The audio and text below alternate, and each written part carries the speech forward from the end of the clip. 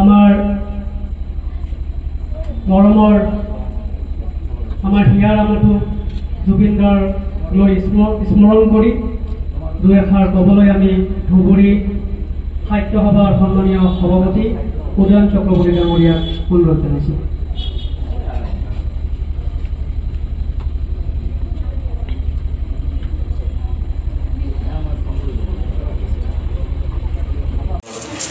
লগতে কেইবাটাও সংগঠনে আজিৰ এই জুবিন গাৰ্গৰ শ্ৰদ্ধাঞ্জলি সভাৰ আয়োজন কৰিছে।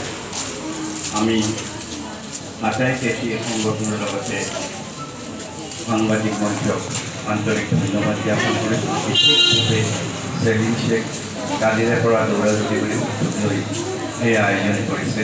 চেলিম শ্বেখক ব্যক্তিগতভাৱে ধন্যবাদ জুবিন গাৰ্গৰ কথা কৈ শেষ কৰিব নোৱাৰিম আমি। জুবিন গুচি গৈছে, জুবিন আছে, জুবিন আছে, জুবিন থাকিব।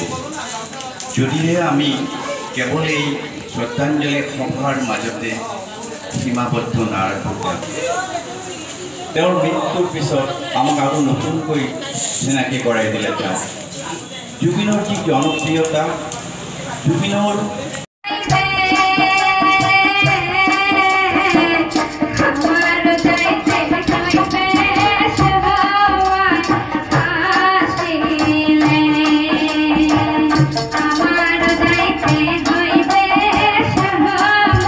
কৰ্মবৃন্দ লগতে সভাপতি সম্পাদকক শ্ৰদ্ধাঞ্জলি আগবঢ়াবলৈ অনুৰোধ জনাইছোঁ। ইয়াৰ লগে লগে ধুবুৰী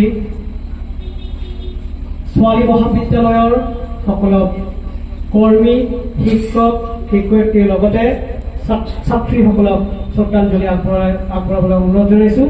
লগতে ইয়াত উপস্থিত থকা সমূহ ধুবুৰীবাসী ৰাইজক একাজলি শ্ৰদ্ধাঞ্জলি আগবঢ়াবলৈ অনুৰোধ জনাইছোঁ।